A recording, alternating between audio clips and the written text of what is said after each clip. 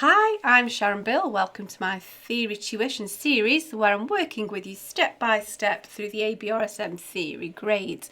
We're cracking on through Grade 2 Theory, so grab your Music Theory and Practice workbook, Grade 2, and we'll be launching into that. There's lots of information and resource available to you on my website. If you go to sharonbill.com, you'll find some free PDF information sheets like this. They're available in US letter or A4 and they'll accompany each step of this series. All the information that you need to know will be included in this free PDF. Also on my webpage there's links to all of my YouTube video tutorials, and you can find information about the books that I have available. If you go to sharonbill.com, it's all there. If you're working towards your exam and you're aiming to take this exam with the ABRSM, I've written a book, How to Take Your ABRSM Music Theory Exam. It's an exam technique guide and it's full of hints and tips and techniques for how to best prepare for your exam, and also how to best make use of the time whilst you're actually sitting your exam paper. So that can help you along the way. Give me a like, that'd be really encouraging, and subscribe so that you stay updated. There's loads more in store, but for now we'll just get cracking on into the next section. So I'm hoping that you've just had a go at this next 3 exercises. Let's work through this together. Don't worry if you don't get it all in one go. It's a bit of an involved topic, and it's usually better to learn it in stages, bit by bit, and learn by your mistakes. So we'll just get all the nuts and bolts in place. I always say that, don't I? All the bar lines and key signature and time signature. So now we need to reflect where each beat is. So remember, we group in crotchet or quarter note beats. So those two are beat 1. Now here, beat 2 is this note and this rest. So we wouldn't actually join that together because that's that beat clearly shown. That's that beat and that beat clearly shown, and so they will stay as they are. Now this bit looks very confusing because we shouldn't have a random half just waiting at the end of a bar. We've got half a beat here, and so we need to finish this beat. We need to complete this beat first. So there, that shows us beat 1. Now beats 2 and 3 are silent, but remember we only use that when it shows half a bar in 4/4. In this time signature we've got to now show beat 2 and beat 3 separately. Now here we've got 3 quaver beat notes, 3 eighth notes with a rest, which would be, if you think 1, 2, 3, that ruling, and just like we've got here, we can do the same again here. They would be grouped. However, because the time signature is not 2 or 4, it's a little bit debatable whether we can do that. So if we just pop back, you can see that you can beam 4 quaver beats together or eighth notes. However, you would not do the same sort of grouping as a rest. So as notes it's okay, but in rests it is not. And so we know that we can still get away with that. So there is our minim grouping. There we go. And then here it's going to work out exactly the same as this bar. There's beat 1 represented, beat 2, beat 3. There we go. Let's have a go at this. It's only 2 bars. They're stretched out quite nicely. Okay, so we'll just copy the key signature over. That's not a key signature we've covered yet. Doesn't matter, just copy it over. Time signature. Now we've dealt with triplets. We know that it's 3 in the time of 2, and so we can beam all of those together. That's technically 1 beat. And so there we go. These stay unaltered, just a crotchet beat, just a quarter note. There's one beat. Now we've got that half plus another dot gives us 3/4, and there's a quarter, so those two give us our next beat, so we will beam those together. They both have stems pointing down, so there's no debate there. So that shows us definitely one beat. Oh, missed my stem. There we go. So that one's quite simply done. This next one looks busier though. However, there is a quick cheat way with that, because my maths isn't great. I always found other ways of dealing with things. Just looking at that, it looks very busy. Lots and lots of semiquavers, or 16th notes. Might as well have known it was J.S. Bach.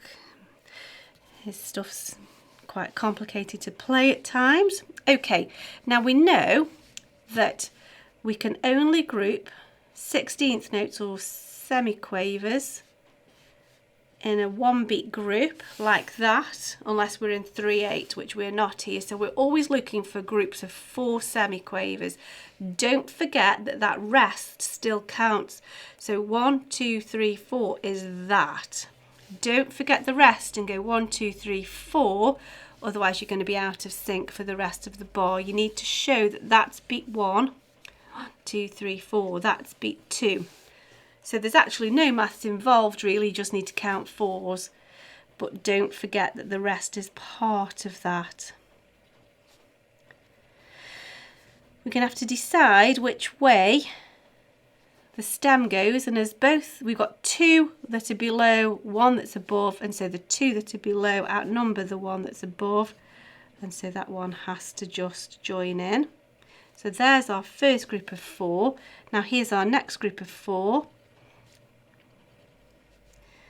And again, we're going to have to just decide which way the stems are going to go. We've got 2 stems that could go either way. That's the middle line. We've got 1 stem that must go up, 1 stem that must go down. However, the 1 stem that must go up is further away and kind of needs it most. This next one is only 3 steps away, whereas this one's 5 steps away.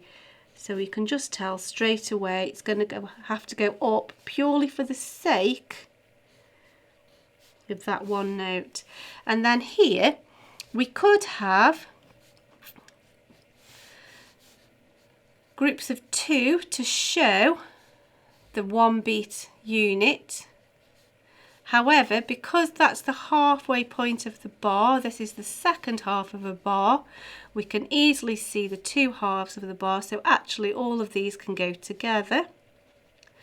That's sort of that one exception to the rule. However, we now have to decide which way the stem goes. We've got 2, 3 that go above, 1 that goes down. So 3 out of 4 means that the stems are coming down. This one is 1, 2, 3 away. They are 1, 2, 3, 4 away, so they win on both counts. And it's just going to have to come down and just compensate with a slightly shorter stem there. And then we're back to our groups of 4, so we don't even need to think about the maths here, because we know we're in semiquavers or 16th notes. And we need to choose which way the stems go. We've got 3 against 1, so the stems go up. 1, 2, 3, 4, and so now we're here, 1, 2, 3, 4. It's actually exactly the same notes as this one. So it's going to be an exact copy, so we make the same decision in terms of which way the stems go. And now this is why it's so important to keep your notes aligned so you know exactly where you are. It's so easy to get lost with so many notes going on. So these can go either way, so we can just make a choice, because we've got 1 above and 1 below the middle line. And then we've got a half a beat and a half a beat, which makes a 1-beat rest. So that's that. There we go. So Little by little you'll get the hang of it, so if you want to just press pause, turn the page over and try another couple of exercises, do try that and I'll work through those with you. So just take it in stages and try it in little groups of 2, learn as you go along. However, we'll carry on and I'll work through these with you. Don't just copy though, do try them on your own. This next one though, it looks like it's going to be a real handful. However, the time signature, you can just sort of have a little smug chuckle to yourself if something like this ever crops up in the exam, because 3/8 just means, do you know what, just beam it all together, just slam it all together. That's the technical term there. So these would all be joined together, but the rest kind of takes part of that up, so we just finish it off. It would be as if you've done that, but the rest takes that part of it. However, just a little bit to think about here. Although these are all going to be beamed together, instead of having a half beat tied to a quarter beat, it's much easier to just add a dot, so we no longer need that blob because it's replaced by the dot, same time value, and then we can just beam those together. There we go. And now all of these can just be joined together. All the stems are going up nicely, there's no decisions to be made there. You just need to be careful to show which ones are 8th notes or quavers and which ones are semiquavers or 16th notes. Be careful you don't get carried away and continue that second line through, otherwise you'll change the time value and that will become a 16th note or a semiquaver, which has changed the value. So don't get carried away drawing your lines too far over. That one needs to stay a single line. We get the same occurrence here. Just the fact that it's written the other way, it's still a quarter beat and a half beat, which makes 3/4, which is much easier to replace one of those with a dot. And then we've got this. The fact that there's a tie here is utterly irrelevant. It doesn't have any effect in the beaming of these notes. We're just tying over the bar. So let's just get that in place. Now we've got 1, 2, 3, 4, 5, 6 semiquavers or 16th notes. And so they can all just go together. Stems will all go up, so that's nice and easy. Use a ruler perhaps.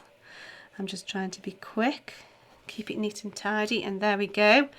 Just dot the I's, cross the T's and finish copying exactly as they've put it. So I think it's perhaps a good point to stop here, and then we'll re-look at this. We'll have a quick revision session and we'll try the rest of these exercises in the next video. There's lots to digest, so we'll have another crack at this next time. I do hope that this has been helpful to you. Please give me a like and subscribe to keep updated. We're getting really stuck into this and I'm so enjoying working through this with you. Please do go to sharonbill.com. There's lots of resource available to help you there. Do look into that and make use of everything that I've made available to you. Give me a like and a subscribe, that'd be fab, and I'll see you next time. Thanks for watching. Bye.